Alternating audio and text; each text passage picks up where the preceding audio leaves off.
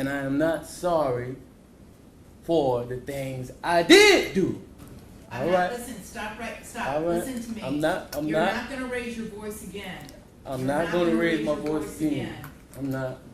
Before we even get into the details, listen to the tone. No hesitation, no trembling, no visible remorse. In a courtroom where every word matters, the opening sentence can define everything. And this one, it sets the emotional temperature to ice cold.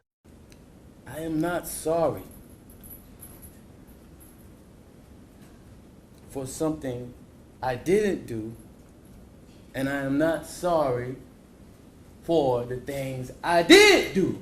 Oh, that's a calculated statement. Legally speaking, this is a refusal to concede guilt, but emotionally, it lands like gasoline on an already raging fire. Jurors are instructed to separate emotion from evidence, but let's be honest, could you?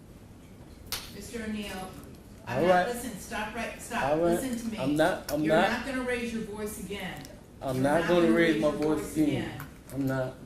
I will have you removed from this courtroom. I can sentence you without you being present. Yes, ma'am. You don't conduct I yourself. understand, Your Honor. Thank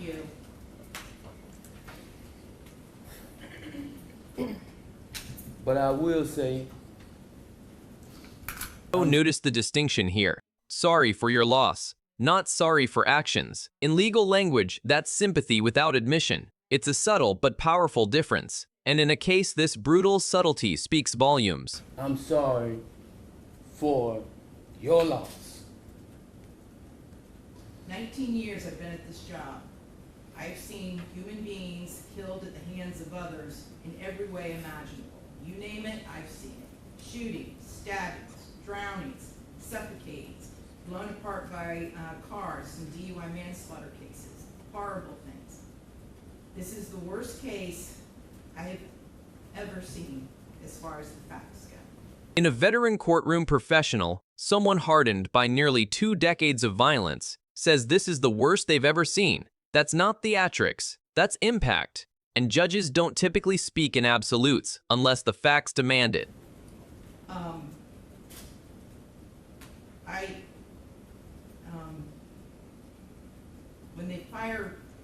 When the person from fire department, when he testified, and when he said that he retrieved the body of Ronivia O'Neill from the home, and all he could do was sob.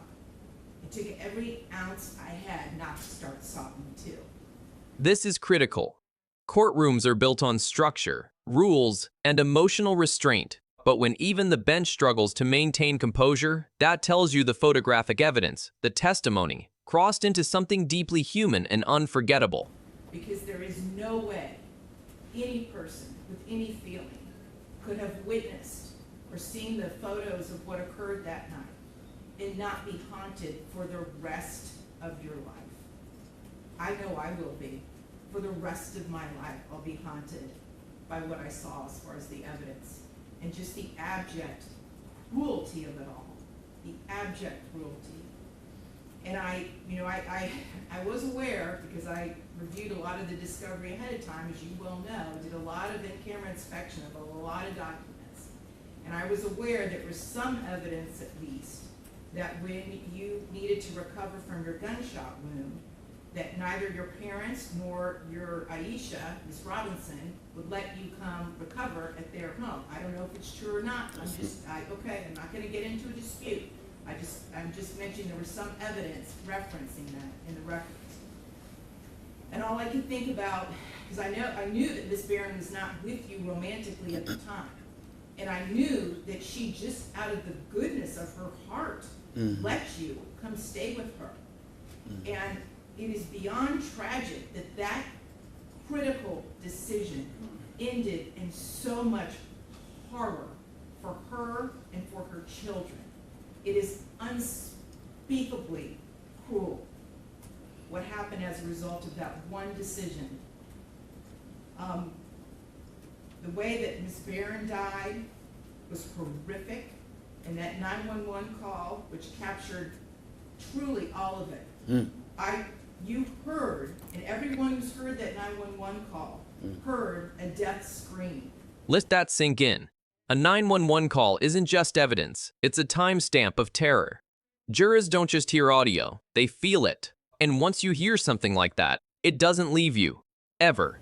If anybody ever wants to know what it sounds like before a human being dies, knowing that their death is imminent, that's exactly what it is. That was a death scream. We're going to see if it's true. But what happened to little Ranivia and to little Ronnie, but I'm going to focus on Ranivia, because she was special. And you could tell Miss Barron had done everything she could to create a beautiful home for her family. I noticed that the Ranivia's bedroom, before you set it on fire, you could tell she tried so hard to make her feel like a princess. Kenyatta did everything she could. And I noticed too in the kitchen, on the refrigerator, she put up magnets that said faith, love, family, hope. And then you know what else happened to that refrigerator during that night? It got splattered with blood all over it due to what happened.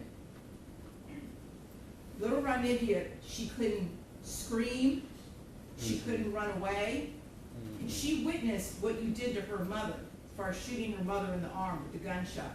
She knew. And the horror that that child suffered. And she already had a life where she was born with challenges regarding her physical and her mental disabilities. But the pain and suffering that she suffered that night at your hands, unspeakable, absolutely unspeakable. And at the moment, that first time you struck her with that hatchet, and little Ronnie testified that all he could see was tears coming out of his sister's face. At that moment, that child knew. This is where the case transforms from legal argument to moral reckoning. The law can measure actions. It can calculate sentences. But betrayal, especially a child's betrayal by a parent, that hits a different part of the human conscience. Ask yourself, how does a courtroom even begin to quantify that?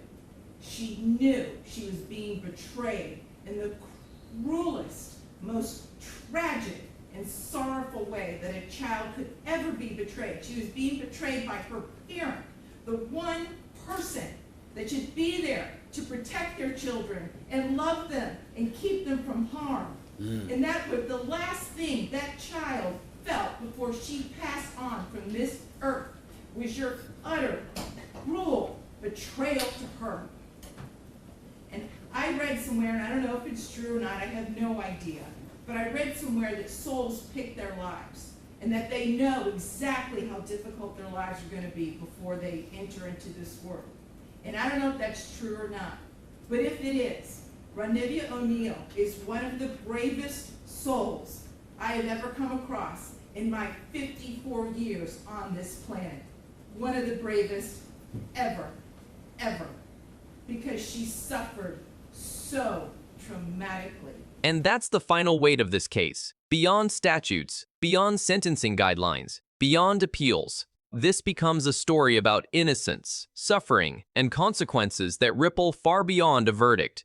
In trials like this, justice isn't just about punishment. It's about acknowledging the unimaginable,